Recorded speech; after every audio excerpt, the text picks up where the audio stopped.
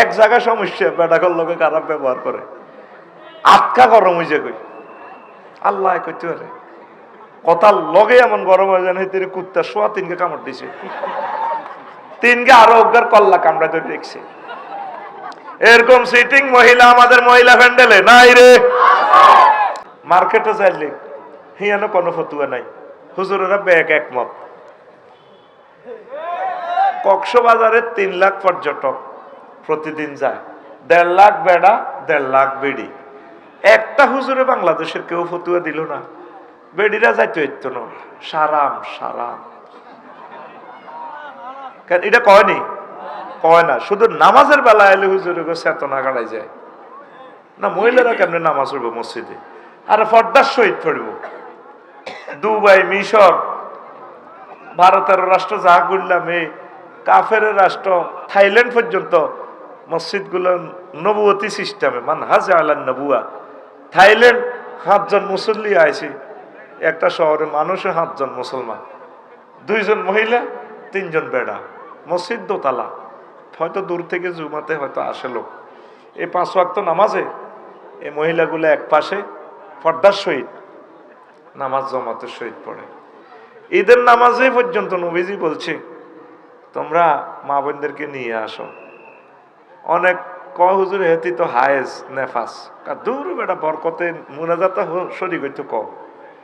নবীর তরিকা মুফতি কাজী ইব্রাহিম শাহ ওনার ঈদগাতে উনি এই সুন্নত জারি করছে।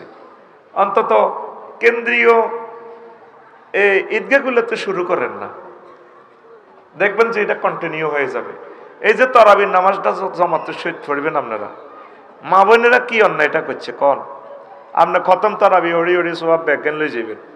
যে মসজিদান মোটামুটি শহরের ভিতরে 100% মসজিদের পর্দা মেনটেন্যান্স নিরাপত্তা আছে, এই মসজিদ গানে কদ্দুর জায়গা করে দেন না মা বোনের করে, গ্লাস দি আলাদা ওযু ব্যবস্থা, মহিলা গার্ড নিয়োগ দেন না, মহিলা গার্ড নিয়োগ দিই যাতে আম্মাজিরা সেফটিতে যাইতে পারে। শুরু করেন না রে ভাই ভালো কাজগুলো। মানুষ এমন জেনা থেকে কমতো না, জেনা বাড়বো, এটির দিকে চাই লাভ নাই। হিয়েল্লার ডরে কি মানুষ মূর্খা হালা বন্ধ করেনি? হ্যাঁ, হিয়েল্লার গুণ হিয়েল্লা খাইয়ে নেব, গৃহস্থের গুণ গৃহস্থ খাইব। হিয়েল্লার ডরে মহিলা এক গুণের আমরা ঘরের ভিতরে আটকে রেখেছে। কাবা শরীফে যাই দেখি মা বোনেরা কিভাবে আবাদত করে। সকাল 11টা হইতে চলি 54 মাত্রা ডিগ্রিতে বইটা খানায় কাবার, মাগরিবের নামাজ আসরের নামাজ জমাতে সৈদ্যের বেলায় হেতিরা যায় আর আইয়ে না, তত বেড়াগুন বেড়ি করে অজনে না সিটিং। এগুন বেড়া হচ্ছে কোন জাতের সিটিং, বেড়া না হইলে আমি বুঝতেন না। সিটিং বাজি করে আগাইতে পারে না তো বেড়ারা, লস দিবাইতে ইয়ে। হজে যাইবার সময়, উমরা যাইবার সময় মা বোন গরিনের আপনি নিবেন।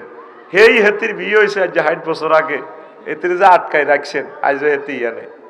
আর মহিলাটি মানুষের জাতের ভিতরে নাই। বুড়িগা 7 লাখ টাকা দিয়ে অযোধ্যা গরু জব করি খাওয়ায়, 14 নম্বর ওয়ার্ডে 3 গরু জব করি। মহিলারে মাফ চায় কাঁদতে কাঁদতে, তুমি আরে মাফ করে দিও। মহিলাও কাঁদিয়ে তোরে মাফ করে। আমি যদি মহিলা হইতাম এর না হানটা মুর ভিত্তি দিয়ে কইতাম কি এর মাফ, হেতে করতাম আর 17 তারিখে ফ্লাইট। ও তোর 17 আজ গরু কোকা খাওয়াইছিলা লোক করিয়া করে 3 যাব করছে, তুমি আরো মাফ করো, তুমি আরো 11 গা হলাম আইয়া দিছ, সিজার তো 3-4 বারই গেছে। চুপ, তোর মাফের গোষ্ঠী গিলে বেটা, তোরে আয় এতগুণ হলাম আইয়া দিলাম, তোরে কোন চাইস না, এটা বুঝে ফেললা কই আর কি এরে কুতুড়িয়া, তোরে আয় এত 60 বছর বাতরান্দি খাওয়াইলাম, বাবুসি বেতন দিলে তো 20,000 টাকা লাগতো, এতে 7 দিন ছুটি লাগতো, আর তোর কোনো ছুটিও নাই। আল্লাহ এতের হজ এতের ফ্লাইটটা ক্যান্সেল করো। তে আবার ফাওদরি এলে তো বাবির এইটি কইও না, না তোর হজ বাদ, তুমি আরে লই যাও। এ হান আরে কিলি মুহ দিয়ে বুড়িয়ার দিকে চাই কইতো তোমায় আরে লই যাও, আছে মাফ নাই, ঠিক কিনা? মহিলা ঘরে আয় সিটিং বাজিটা শিখে দিতেছি, তো এগুন মানুষ হয় না।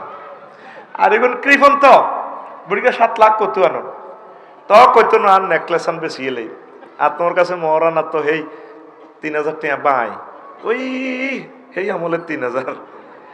আর আমরা যে র্যান্ডি করি গাছ গায়ে লাগাইছিলাম বিয়ের বছর, এটা তো 2 লাখ যাবে। দীর্ঘ বাদ যাইয়ে কান্দা শুরু করবো জামাইয়ের কাছে, ইও জামাই আই বেলে কি তাই স্বপ্ন দেখতাম লাগছি, দেখছি এটা কোনোর দরকার নেই, কথা ঘুরে এলে তুইব। ইও আই বেলে স্বপ্ন দেখতাম লাগছি জামাই আই বেলে ওমরা করি এর জামাইও আর ইচ্ছা লাখ মান জি তো দিয়ে লাইলাম তোরে আই কি তাইলাম। এইভাবে পাগল সাইজ দইব কানতে হইব। আল্লাহ লক্ষ্মীপুরের মহিলা করে শেয়ানাগিরি শিখে দিছি, তারা যাতে শেয়ানাগিরি করি হজে যেতে চাইতে পারে, ওমরা যেতে পারে, কনা আমিন। এ কথা তোরা তো কইতি মা বোনের কইবিনি, আমি কিন্তু শেয়ানাগিরি শিখে দিতে আছি, কইবিনি তোরা পয়সার ডরে কইতি ন। মা বোনের করে হজ আল্লাহর ঘর না দেখায়, নবীরে সালাম না কয়, আল্লাহ যাতে না মারে। আল্লাহ বাংলার জমিনের সকল মা বোনকে আল্লাহ হাজিউল হারামাইন হিসেবে কবুল করেন। আল্লাহ আপনার কাছে আর দরখাস্ত, বেডিগুনের 7 লাখ টাকা রুজি করে দিছি, সিটিং বেডিগুনের। এই বেডিগুন যাতে আর সালামান দেয়, আসসালাতু আসসালামু আলাইকা ইয়া রাসূলুল্লাহ, আসসালাতু আসসালামু আলাইকা ইয়া আবা বকর, আসসালাতু আসসালামু আলাইকা ইয়া উমারু। আল্লাহ এই সালামান মহিলাগুর কাছে পৌঁছাই দিছি।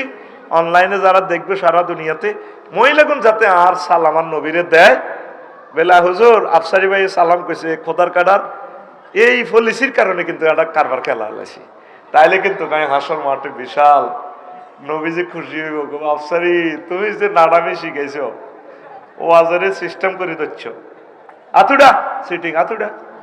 ইনশাআল্লাহ আমি আমার ডার্লিং এর হজে নিতাম না,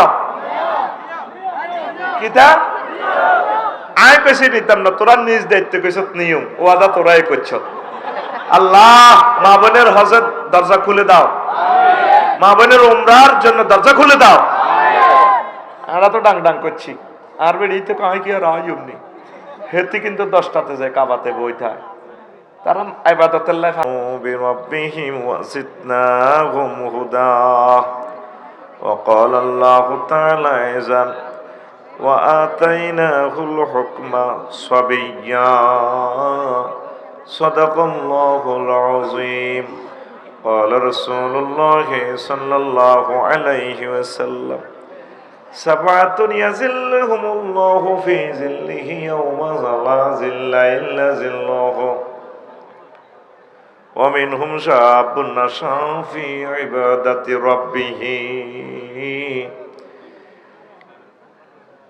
إن الله وملائكته يصلون على النبي يا أيها الذين آمنوا صلوا عليه وسلموا تسليما اللهم صل على محمد وعلى آل محمد كما صليت على إبراهيم وعلى آل إبراهيم إنك حميد مجيد اللهم بارك على محمد وعلى آل محمد كما باركت على إبراهيم وعلى آل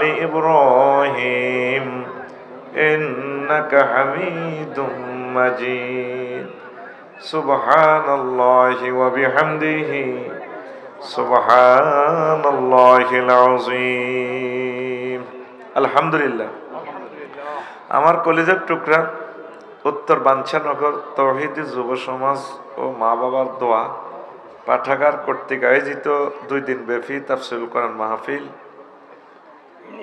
পৌরসভা 14 নং ওয়ার্ড সদর লক্ষ্মীপুর।